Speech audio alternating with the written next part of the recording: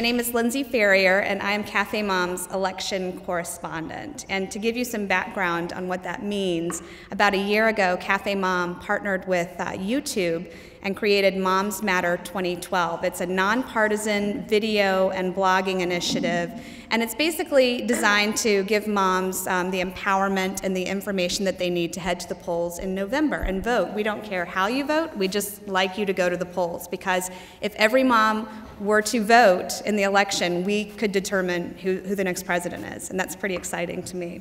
Let me start by introducing our wonderful panelists. First, we have over at the very end, Eva Smith, and she is the author of techfoodlife.com. She's also one of the Latina mom bloggers. Next to her, we have Teresa Foskey. She's author of makingitallwork.com. In the middle, we have Danielle Little, author of thecubiclechick.com. And beside her, we have Chloe Ewing. She's the director of constituency press for the Obama campaign.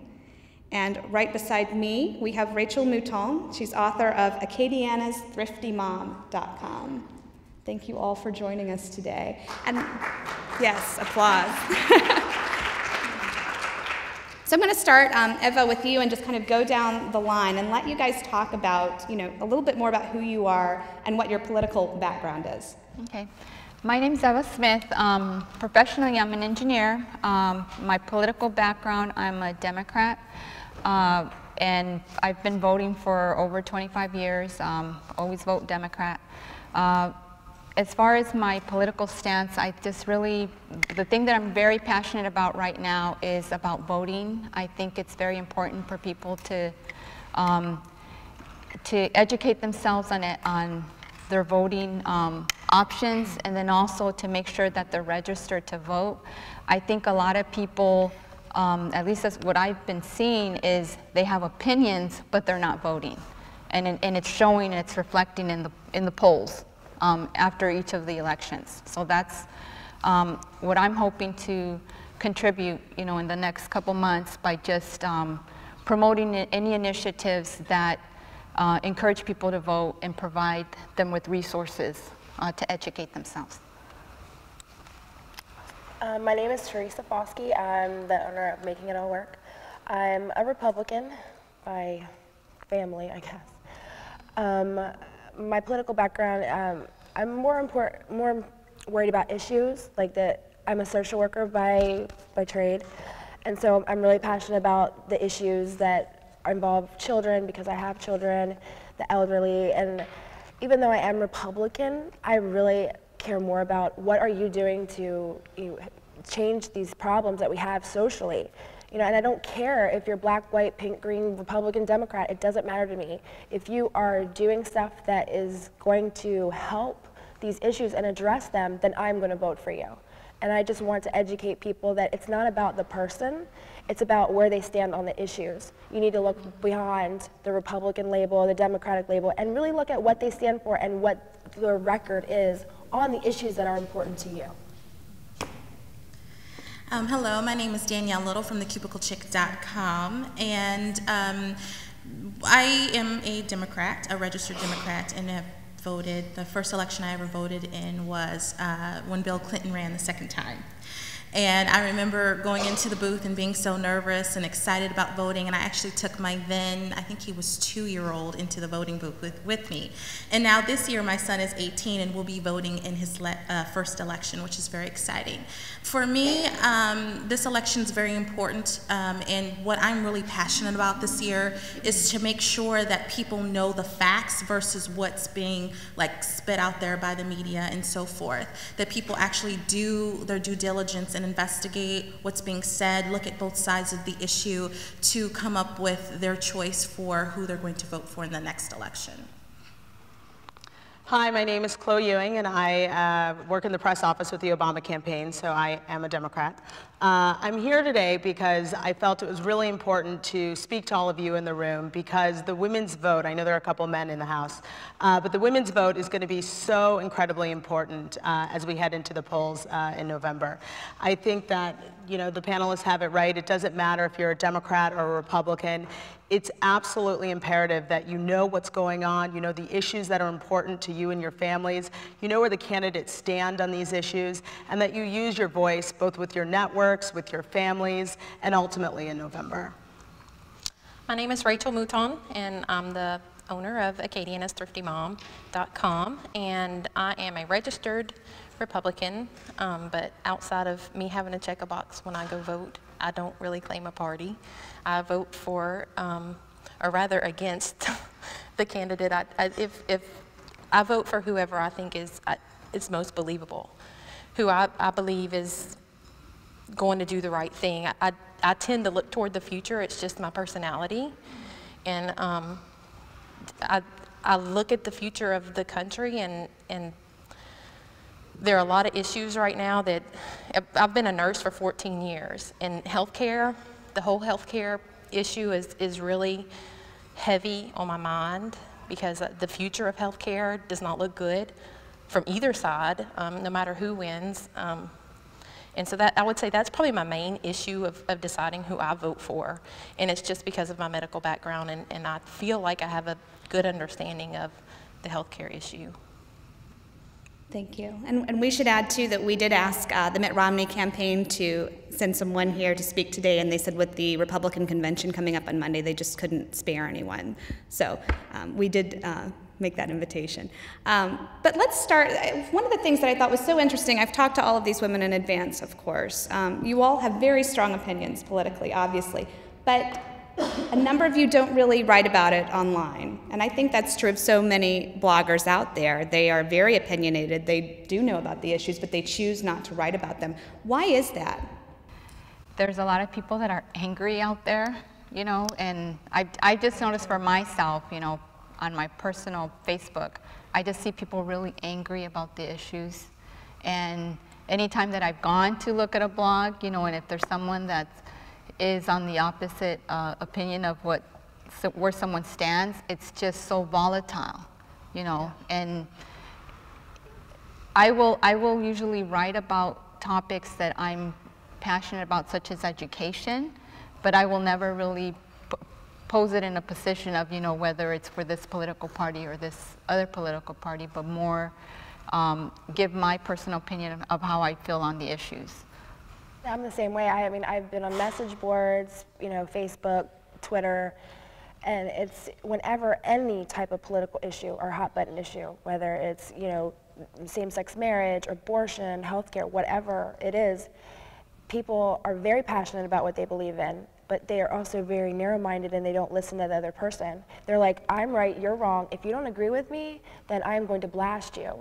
And I don't want that on my blog. I don't want to be a part of that, because I have opinions, but I want to hear your side too. You know, we can meet in the middle. But it gets so nasty that people will unfriend you, they will not follow you, and then I just don't want to get involved in that. Danielle, you had a very practical concern. You said you just don't have time to moderate comments when it comes to volatile issues. Absolutely. When you're speaking of politics, as both the women before me said, it does get very volatile, and the comments can get a little dicey. And when you're running a blog and you're doing other things, it is hard for you to be there constantly to moderate the comments. And so for me, I do speak about politics, and I do speak about the election. I've been speaking about that a lot on my social networks, so on my Twitter and my Facebook, you will see that. But on the blog itself, because it is a lifestyle magazine blog, that's how I approach it. I may talk about an education issue or talk about healthcare. I don't really talk about party affiliation. But I think most of my followers know that I am a Democrat, and I believe that they get that. And Rachel, you said something very interesting. You said you are conservative, but you feel like there's such a negative image of conservatives online that it makes you kind of fearful of putting that out there. I do believe that. It's, but I think there's a negative, depending on which side you're on. There's a negative view of either side. If I was to post something Democratic, then the Republicans would all come out. If I post something that's Republican, then all the Democrats are going to come out. And I know the Chick-fil-A thing, I was just watching it all unfold on Facebook the day it happened, and I thought, wow, I'm not touching that with a 10-foot pole, because there was no way to be, you couldn't be in the middle with it. It had to be you took one side or the other side. It couldn't, you know, and I personally thought the whole thing was ridiculous. But even if I posted that I didn't take sides and I thought it was ridiculous, then still I'm going to have people saying, well, why don't you take sides? You're conservative and we know you're conservative. Why aren't you going to side with the conservatives? Well, because I think fighting over chicken is ridiculous. So I mean, I sit back and I kind of watch things unfold, and every time you see, and it's like she said, I don't have time to sit and watch my Facebook page or my blog, because to me, if I post something on my Facebook page, you've got people coming out at all hours of the night, and there's no telling what I'm gonna wake up to in the morning, you know, and people, to me, because I'm on Facebook a lot, and if people see an offensive comment on your Facebook page and they mark it as spam, then you're shut down for 24 hours. And I can't even get access to my stuff because somebody else put something offensive on my page. So I just tend to stray away from anything that could be offensive to anybody. I mean, I definitely encountered that resistance when I first started as the election correspondent for Moms Matter. There are a lot of moms out there who want to talk about the issues, but they will not touch them online. So, Chloe, I'm curious, hearing all of this, what are your thoughts? Well, I mean, obviously I come from a different vantage point here, and I understand that a lot of people don't consider themselves political, and I understand that the space in which you're writing, whether it's on your blogs or your Facebook pages, may not feel safe spaces for you. What I would say, though, is that there's a way to talk about issues that are important without making them political. You know, I did grow up in a house where we sat around the table and talked about issues. I am very close to my grandmother, who's 90 years old, who impressed upon me the importance of voting and using my voice. So if there are issues like healthcare that are important to you, or education that are important to you, or the environment that's important to you, or all three of those things, or a combination of them, there are ways to talk about that. You know, one of the things that I've found throughout my career is that women really enjoy hearing and talking about issues with their peers. They enjoy talking things through with people who have similar backgrounds as them, or similar experiences. So there's a way to get into that space without labeling yourself a Democrat or a Republican. I think that, you know, we owe it to ourselves, we owe it to our children, we owe it to our girlfriends, we owe it to our parents to be educated and to speak out on issues that are important to you. Whether or not you're a political person, you know, there are things that are happening in this country that I'm sure you all care about, and there's a way to talk about those without labeling yourself. So specifically, one of the things that you all found in doing research on women voters is that what really appeals to them is hearing personal experiences from friends, from people who they trust, correct? Yeah, it's true. I mean, I think everybody can probably sit here and think about a situation where they talk to a girlfriend or talk to their mother about whatever issue, and hearing their experience or hearing them talk it through helps you to kind of get to a different place. So whether it's healthcare, for example, since you mentioned that's an issue that really matters to you. For example, and I'm just throwing this out here, so this is from a Democratic lane here, but say, for example, the Affordable Care Act, so we're talking about Obamacare. So there are a couple of things that are part of the Affordable Care Act that are really important to parents. So, for example, pre-existing conditions. Now, thanks to the Affordable Care Act, a child cannot be denied health insurance because of pre-existing conditions, and soon adults won't be able to be denied either. So this is something that I think you need to share with your networks. If healthcare is something that's important to you, share what it means so that now women can get access to preventive care. Now insurance companies lose the power to drop you from insurance when it really matters. Or if there are other things that you wish it involved, or things that you think let's talk about that too, but talk about it in the sphere of being a mother, of being a woman, of having this experience with doctors, with hospitals, or knowing the experience that your girlfriends have had too. I know for me, because I have a lot of friends that are nurses or in the healthcare field, my brother is a physician. I don't know many people in the healthcare field that are for Obama's healthcare program. I just don't. and I don't know how to change that, and because I don't know all of the ins and outs of either side's program. But we know what we see in the hospital and in clinics day in and day out. That's what and I'm almost finished with my degree in healthcare administration, and I've seen a lot with that too, with the billing, and to me it all comes down to money. It comes down just to my personal finances, my household, my home.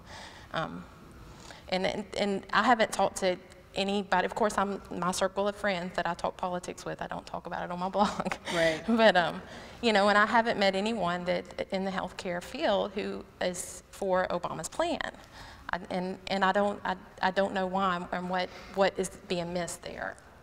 Well, I think part of, and this goes back to educating ourselves, and I'm not going to sit here and say that once everybody becomes educated on this, that they will all of a sudden support this particular piece of legislation. But I think education is going to be really important. So educate yourself on what this means. I do know people in the healthcare field, including my mom, also Kaiser, their nonprofit arm, who do absolutely not only support this legislation, but think that this is the legislation that is going to help improve the wellness of this country.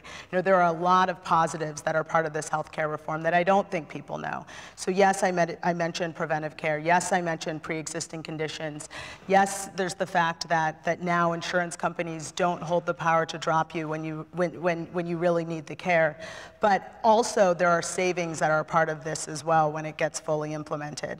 So I think that by and large, education is what we all need to do on any given issue, whether it's about healthcare, whether it's about education. Make sure you know all the pros and cons, especially if you're going to end up talking about this in your space, both with girlfriends or on your blogs. Make sure you are as educated as you can be on the issue, so that you know, you're doing the best service that you can for your readers. And I wanted to add too, again, I don't speak specific politics on my blog, but I do that on my social networks. In Facebook, my Facebook, The Cubicle Chick page is closed, meaning I'm the only person that can put stuff on my wall. People can comment, but I'm the only person that can put stuff on my wall. And I've done that because of past things that have happened. But what I think most people in this room and most people in America would agree, we do have a problem with our health care. And it's, how do we address the problem? To say that we don't have a problem, I don't think anybody either side would agree with that.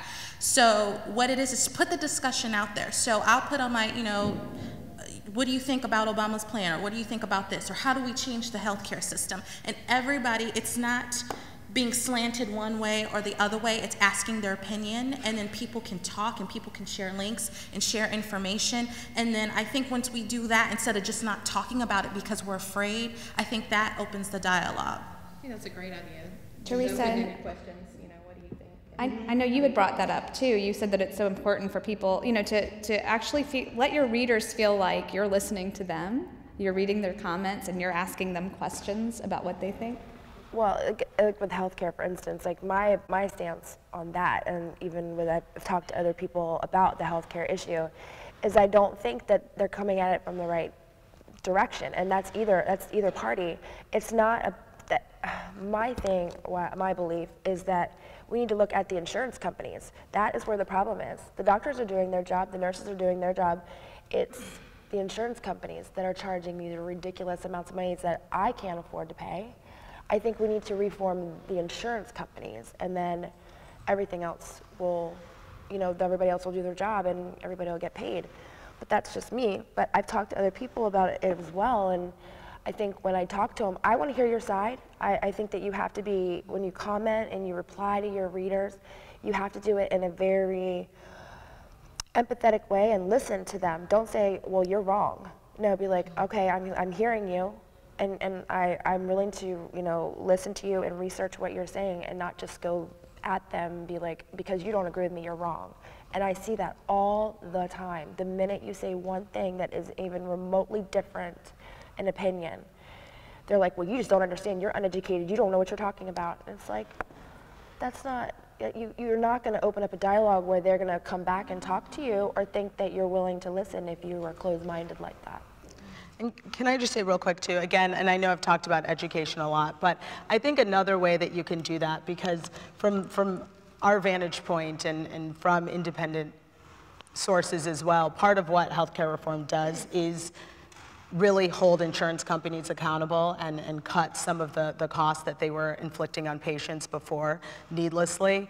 But go to nonpartisan places to find out information and to find out what their take is on certain issues. If you don't want to necessarily go to BarackObama.com or some of the other websites, go to nonpartisan sites and find out what they're saying about some of these issues, and maybe that'll provide you a safer space to open this dialogue with folks. That's very true. I will say that I did a big story on healthcare I guess a few months ago, and there were just a wealth of resources to use online, so that by the end of it, I really did feel educated on healthcare, which is saying a lot because it's a very complicated subject, as you all know. But the resources are there; they're online. Kaiser Family Foundation has a great website that really kind of breaks it down and explains it in terms that anyone can understand, and there are other resources as well. But yeah, getting back to your points, I thought this was kind of my aha moment in kind of researching this panel discussion, were the things that you all said. We're so used to seeing argumentative posts online when it comes to politics that we think that that's what's out there, that's what you have to be like if you're going to write about it. But the truth is, research backs this up, that what really appeals to other women is personal experience, anecdote, is telling your story. Don't tell people, you should believe this and this is what I believe. Tell them why, like what led you to make that decision? What are the personal stories that you have that kind of back that up? And I find that people are far more willing to listen when you're writing about personal experience than maybe they would be if you just chose an issue and went down the list of reasons why people need to agree. So let's kind of branch out a little bit. I want to talk about another challenge that I see when it comes to speaking out about politics, and that is that a lot of moms that we surveyed in particular feel like politicians aren't even listening. They say that they're not listening, that they don't have any idea of what their lives are like, that they just don't care, that they're in a bubble in Washington, D.C., and they're so busy fighting that they've just lost touch with the real people out there. What are your thoughts on that? Do you feel like what you write could really have an impact in Washington? I definitely agree that if moms united, and if we united and presented our voices, vocally, and amplified those voices, that the politicians would hear us. But at this time, I don't think that they are hearing us, and they're not tuning in. I think I would like to see, the politicians reach out to moms, maybe in the schools, or through community center programs, but they're not. Everything that I'm seeing, it's like they're going out and meeting, just different people, but I'm not really seeing them trying to talk to the moms or even the kids. And, things that are important to us, such as education. I think moms, if you talk about education, a mom will tell you. That's something that she's she feels very strongly about. So I agree. I'd like to see, I'd like to see that. I don't think that again, it's my personal opinion, but I feel like there's so much stuff that goes on behind the scenes, whether it's money, if you help me get this passed, I'll help you get this passed kind of stuff, that I think that they don't even care how they got elected. And which brings me to my biggest thing is local elections and state elections that nobody seems to vote on. I mean, if you look at statistics, most people vote for presidential elections. They do not vote for state and local elections. But yet, in the grand scheme of things, your local elections are the people that are in those offices. Those are the ones that make the laws and make the decisions that affect your day-to-day life. But yet nobody votes. They only vote in the presidential election. And yet, then those same people are in the office constantly. They just keep going on and on and on because nobody runs against them, because nobody votes. But yet, they're the ones that are making these big decisions. But even sometimes they don't even listen. And then you have the big people up in Washington that they could care less what we are saying, but yet we're the ones that are on the front lines here. We're the ones with the kids. We're the ones at the school board meetings and going to the doctor, and I feel like as moms, we're like the glue that hold families together. Like, we are the ones that make decisions every day for our kids, whether it's education or healthcare or paying the bills. We budget everything, we do everything, but yet nobody wants to hear us. Unless you're a male. If you're a male, they'll listen. But if you're a female, it's like, no. I don't want to be the Pollyanna here on the panel, but in this part I feel, I have grown up with the adage that be the change you want to see in the world. And so even despite the fact that, yes, maybe sometimes they don't hear me, I don't care about that sometimes. I'm going to act each time as if they hear me. I think about the SOPA blackout. Do you guys remember that? A few months, bloggers were really up and, and a lot of us participated in that SOPA blackout, and we spoke out and we said, we're not for this. And, I don't know the whole story behind it, but, they did put a halt on that. Currently in my state of Missouri, wow. Todd Aiken. Okay, so we all know that what happened last week with that. There was a big story with that. And a lot of people came out and said, hey, you need to drop out of the race. You need to, and he decided to stay in the race. But because we spoke up and said, what you said wasn't cool, you do understand that that's probably going to affect the election that's coming up in the state of Missouri. So I want to say that it is very hard for our voice to get heard, but let's not stop talking. Let's continue to fight the good fight, because they will hear us. In any situation, you are either part of the solution or you're part of the problem. And there is no middleman. If you do nothing, you are part of the problem because you are not doing anything to change it. And when I say that to my clients, like whether there's abuse or whatever in the situation, they're like, well, I just stay away from it. But are you changing the problem? Are you doing anything that's going to help it? And they're like, no. I'm like, then you are part of the problem. And I think a lot of times you hear people talking and have opinions, but yet they don't vote. Like, if you don't vote, honestly, I don't want to hear your opinion because you're not doing anything to change it. You're not, getting your voice out there or voting. And I'm like, you've got to vote if you want to make change happen. And when it comes to the issues, educate yourself. Don't just listen to what you see on the television or in the newspaper because it's all slanted one way or the other. Do the research yourself. We all have Google. Come on, it's like the best thing in the world. Google it and go and look at their history as well, because it's not just what's, being said, but look at their voting history about those issues that are important to you. And then be like, oh, I saw that you didn't vote for this particular issue, and this was really important to me. Well, if they're not voting or voting the way you think that they should be for a particular issue, then maybe that candidate isn't right for you. And but that's for every candidate, not just it doesn't matter what their political affiliation. You should educate yourself with all of the issues that are important to you for each of the candidates that you have. I know everybody's really busy, but it does take a little bit of time. So we've got 73 days now until Election Day. I think it's going to go by quickly. I keep telling myself it's going to go by quickly. But it's 73 days, so that's enough time to find out truly where these candidates are on certain issues. And I agree, too, about the down ballot choices as well. Those are really important. Know where your potential senators stand on issues. Know where your congressman stands. Know where your city councilmen stand. It's extremely, extremely important for your day-to-day life. So educate yourselves, please. I know earlier, Lindsay, you mentioned a nonpartisan site. And I know for myself, when I get ready to vote, I will go check, the site and, they send you stacks of mail on, how to vote, but I go make the decisions on my own by looking at those nonpartisan sites. And I have seen them make them in different languages as well. So I've seen some sites where they are multilingual, and so it gives information to people that may not speak, English, or they speak Spanish, but it actually gives them the facts. That's true. Those are great places to get information. And I'd also say, just from my personal perspective, obviously, everybody talks about the media's bias. I mean, you can't be a reporter and not have some bias, as hard as you try to be fair, because everybody has some amount of bias. But I've found it very helpful to just try to read as wide a range of media as possible. And to really try to get as many perspectives on an issue as possible. So I wouldn't, if I were you, stick with one particular newspaper.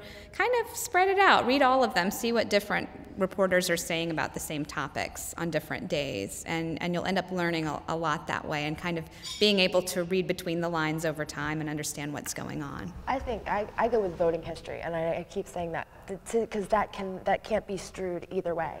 Their voting history is their voting history. It's public record.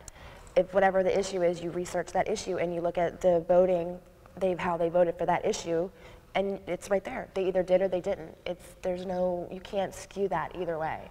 So I'd rather go with history and facts than base it on what newspapers, and because it's all slanted that way. But history can't be changed.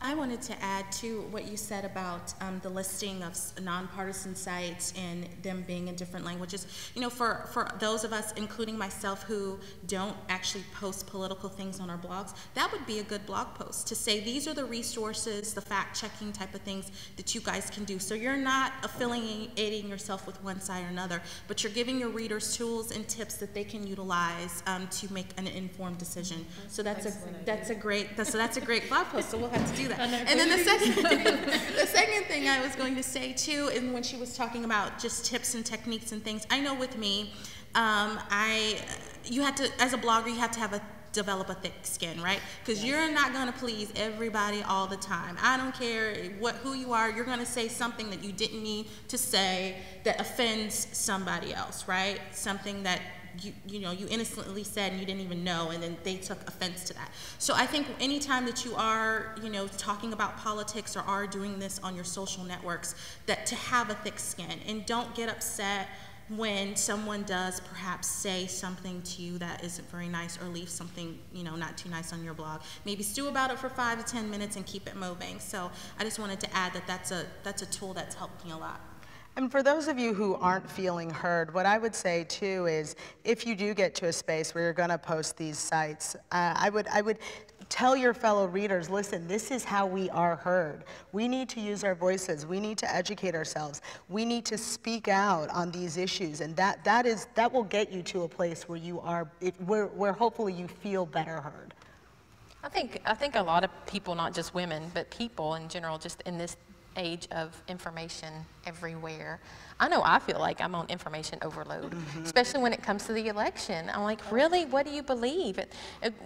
Because one side says one thing and the other one rebuts it with some different statistics, and then because you can find statistics to back up anything. You can find statistics to back up any argument you want to have, and you can sound really good having that argument. And so I think, the nonpartisan sites, that's great, because if you go to the Republican site and you go to the Democratic site or you go to the Libertarian site, you're going to totally hear their side of it, and they're going to have some pretty statistics that look really good that support their argument. And then you go to the other side and they're going to have some really pretty statistics that support their argument. And so I'm probably just repeating what y'all said about the nonpartisan sites, but I think that's a great idea, and I hadn't even thought about that. So when you do it, send it to me. I know, I'm excited. That's the big takeaway.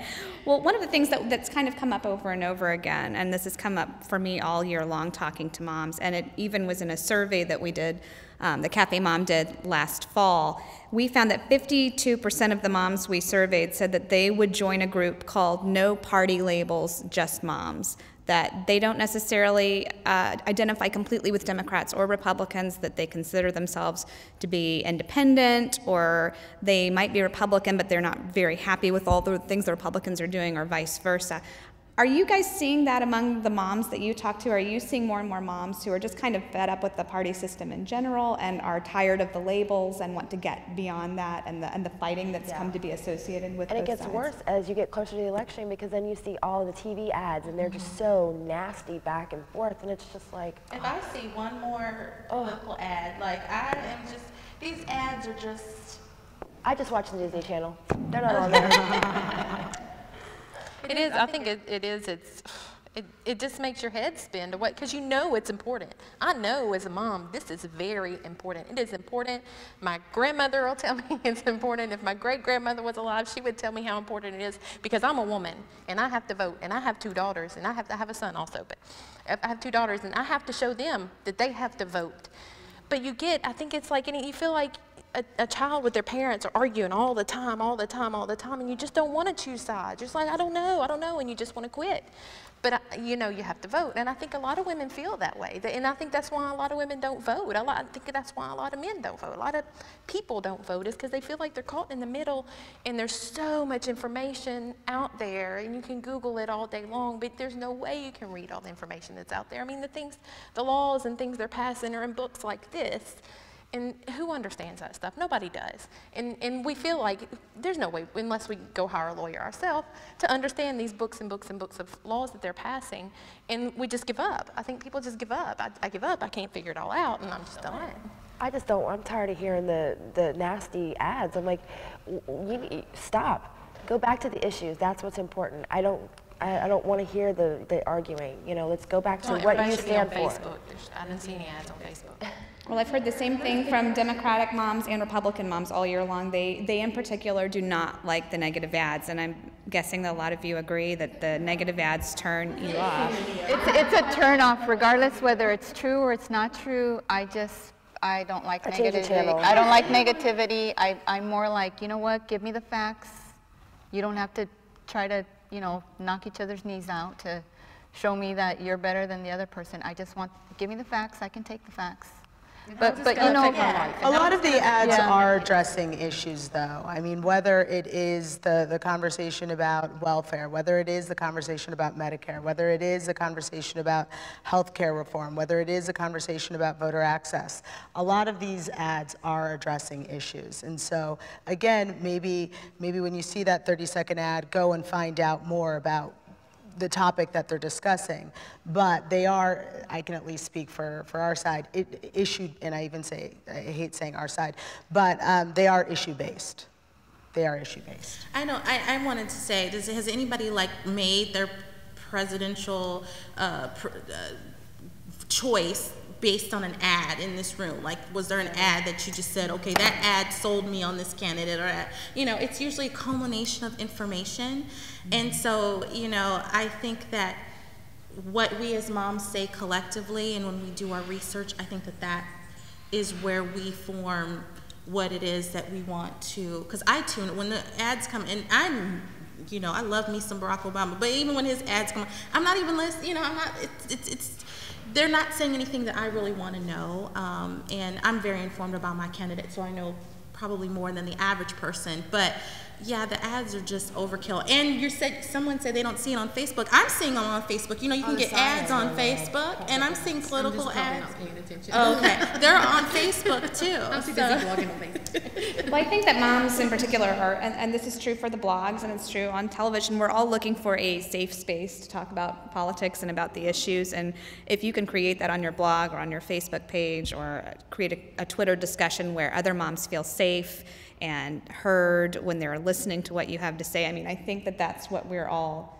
trying to do, and I think you're making great points about, you know, be the inspiration, be the change, be the voice that's calm in a sea of anger, and you'll stand out, and you will potentially make a difference. You know, just to add to what you were saying, I think part of what you were sharing, Yvonne, is I think it goes back to participation in the elections, you know, by our neighbors. They're not voting, you know, there's a very low turnout.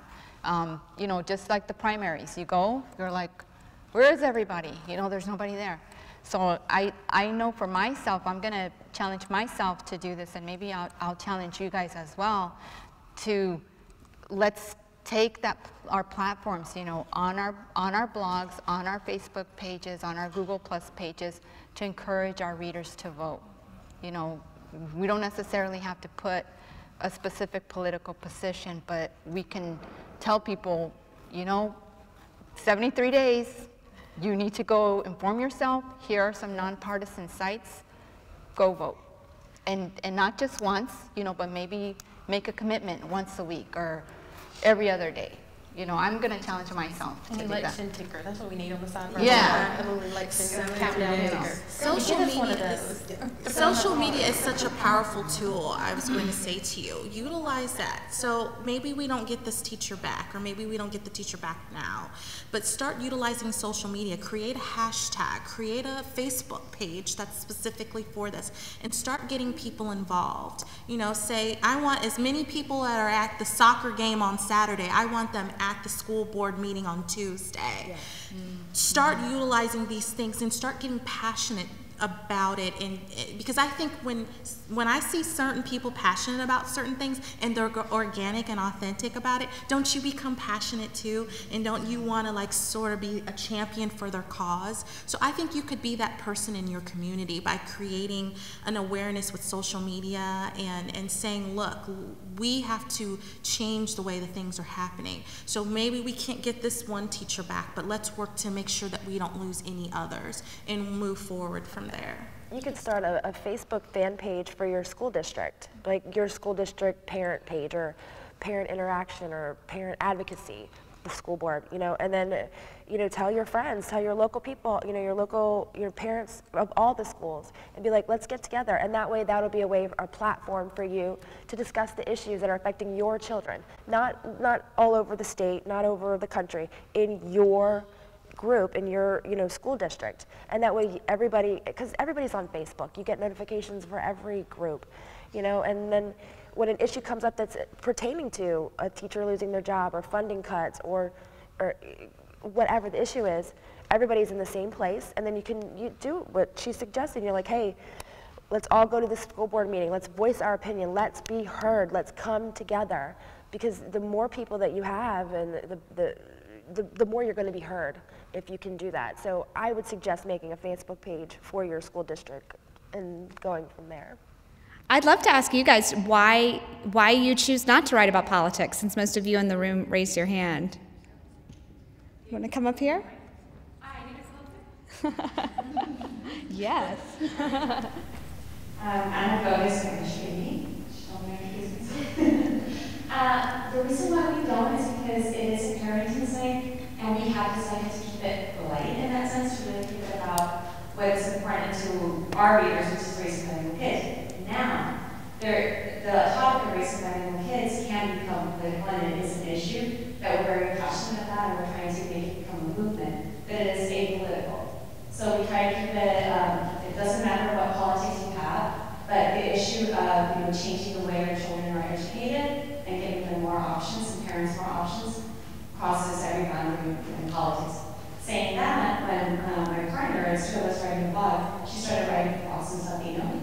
And as soon as she started, any topic about bilingualism and raising a bilingual child just got like horrible responses. Like, go back to Mexico, she's from Peru. English only. So that's when we realized that everything again can become political. So we try to not go that way. That makes sense, because we just don't want to deal with those type of responses. Right. So I have a question for you, actually. In all the reporting that I'm doing, we talk to Latina moms quite a bit. They are one of the fastest growing segments of the population today. And yet, historically, they have a very low voter turnout rate, which I'm sure you've heard. Why do you think that is, and how can Latina moms in particular try to change that? That's a huge question. The why, I'm not sure. I think it just comes down again to socioeconomic levels and education. So it would be interesting to see also, what groups of those moms that you're interviewing fall into. But yes, it's definitely a low turnout. We just need to be a lot more educated, knowing that just a vote will change it, and also breaking down the politics for them, right? For us, we're saying moms are busy. It's hard for us to take the time to research all of the different options, research all of everything that's happening, the different point of views, to make your own point of view. So I think it's just really making it easier for them to understand, and putting moms more, the issues for moms more. Maybe that's our job, right? Putting it up front for us to understand. Are you finding resistance when you try to discuss it among your community, or is it just that you don't like the negative comments? Whenever we go to issues that are a little bit complicated to understand, we work with the Moms Clean Air Force, and it was about the Clean Air Act, and it was something so difficult for even us to write about.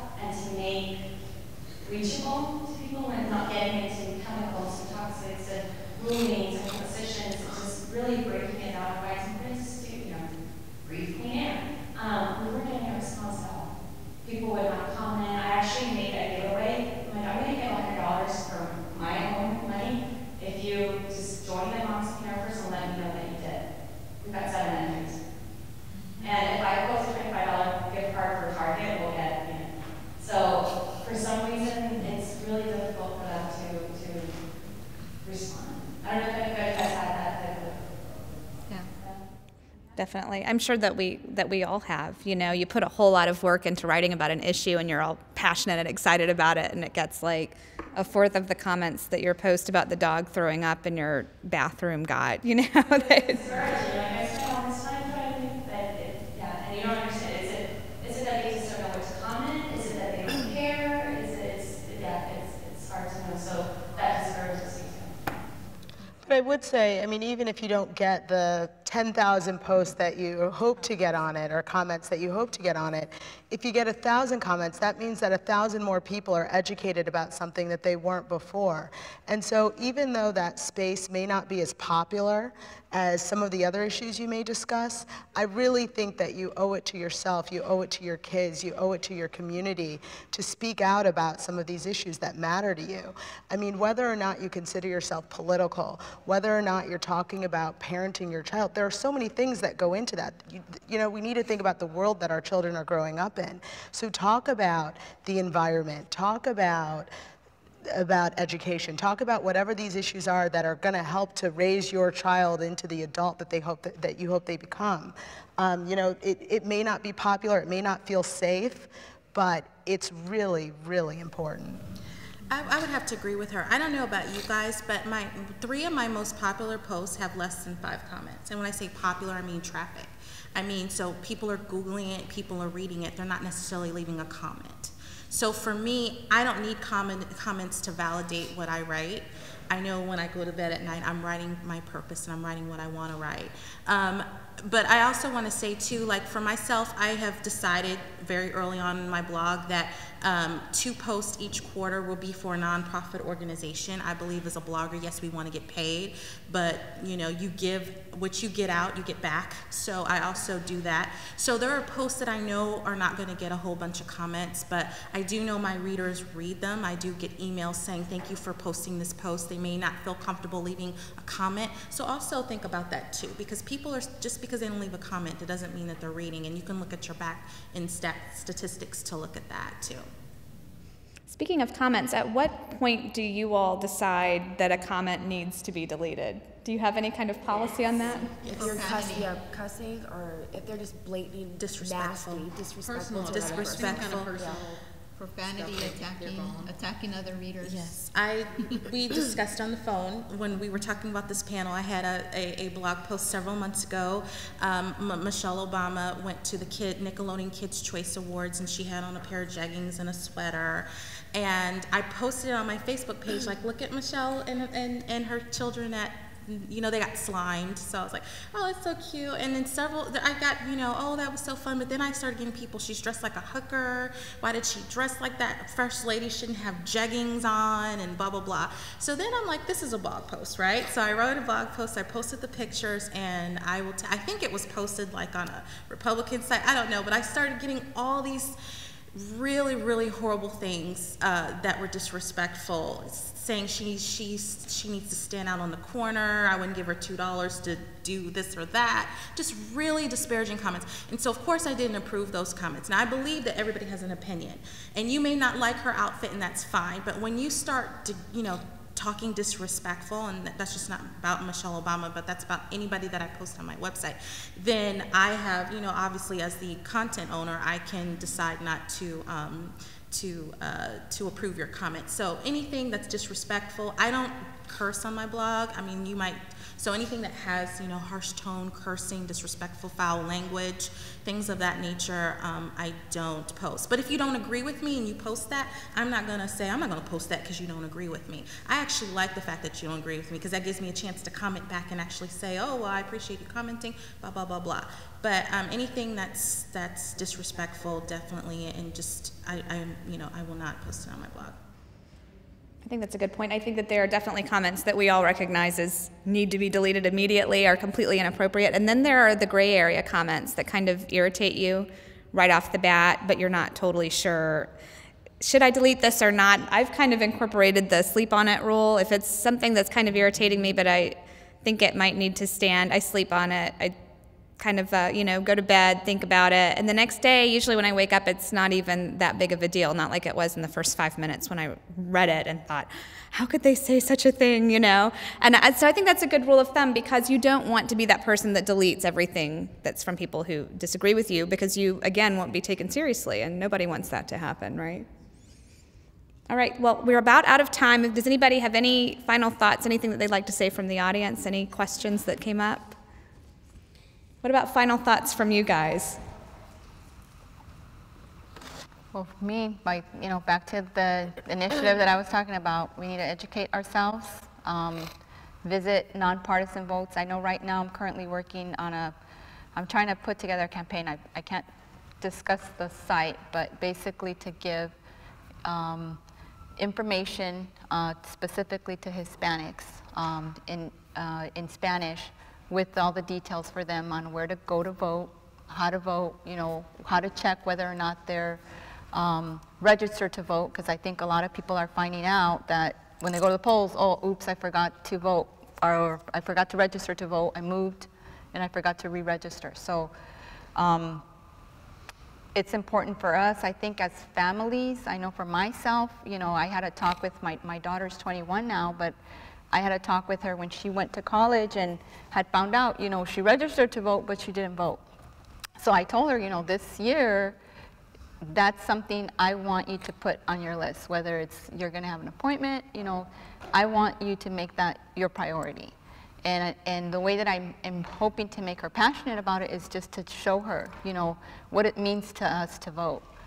For me personally, my mom came to this country and became a citizen. And so that's why it's important for me to vote. So I want to make sure to pass that on to her. For me, I can't stress it enough. Education. Educate yourself on the issues that you're passionate about. Vote in your state, local, presidential, every one of them. Anytime that there's an election in your area, go vote and educate yourself on what is being voted on. A lot of times in the state elections, there's memorandums and different things that are city related or state related. And if you're not there voting, then things are going to get passed, and you're not going to have a say one way or the other. So get out and vote every time there is an election in your area.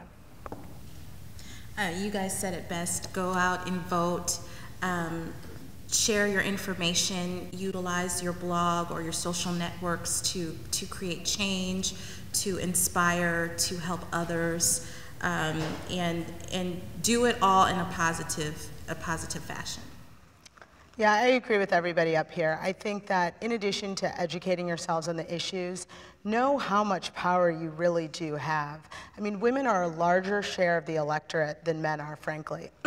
Use that power, educate yourselves, talk to your peers, talk about the issues that are important to yourselves, to your families, to the people in your life, and really get involved. You owe that to yourself. Learn about healthcare, learn about education, learn about the environment, learn about the economy. All of these things are going to affect your life day in and day out. And I know everybody is really busy. Everybody's juggling kids, jobs, life, frankly. But the fact of the matter is, being involved just on election day isn't enough either. We really need to be involved day in and day out. So yes, I ask that everybody vote on November 6th, but your job isn't over on November 7th. It's important to know, just like on November 5th, know what's happening in your community on November 7th. Know what the issues mean to you and know how they're going to affect you. If you don't vote, if you don't use your voice, then really you are part of the problem. I agree. I agree with what all of these ladies said. I'm looking forward to going home and blogging about voting. I'm not going to blog about the issues, I don't think, but and I'm going to just look forward to them coming up with a ticker for me to put on my site. I can put a countdown, like we put a countdown to Christmas, we can put a countdown to the election. There you go. And but yeah, I think it's going to be exciting. I'm kind of excited about going home and blogging about the election and getting women talking about it, if nothing else. I think women do feel like they don't have a voice, and if I can help facilitate them to feel like they have a voice, then I've done my job. Yeah, and again, larger portion of the electorate, women. It's 50+% of the electorate. But I say too, even if you don't feel comfortable getting into the weeds on certain issues, maybe implore your readers to find out more about specific issues. So even if you don't feel like it's a safe space to talk about X, Y, and Z on any one issue, ask your readers to get educated on that stuff. Maybe you could post something. I've got a blog post going in my head. I'm thinking, I could post the site that's on one side, site that's on the other side, and then a nonpartisan site. And so they have all the information to go with issues. Start with your local issues. Don't do the national. Do the local issues, because those, especially with parenting, with your education and the school board, we all have the same goal: is for our kids to get the best education possible. That's not any political affiliation. That is just us as moms. So start there and start talking to your mom groups. Start talking to the same people are in the carpool lane every day. Like, start talking to them and start a movement of moms. Just, we are everything. We are the glue that keeps families together. We need to use that power for good and join together and move on. And to add to that, one of the things that I think the thing that for me caught my kids' attention when I kept saying vote, vote, vote, I told them, when you vote, it gives you the right to complain. When you don't vote, I don't want to see anything on your Facebook. No, but that's what I tell them. If you don't vote, don't complain. Well, thank you guys so much for being on this panel. This was inspirational to me to see that Democrats and Republicans can sit together and get along and have a great conversation. Right, and I hope that this inspires you all to write about topics and go there and do it in a polite way that engages your readers and makes them maybe see your point of view for the first time and not feel threatened, but feel safe and feel like they can talk about it. So thank you all for being here as well.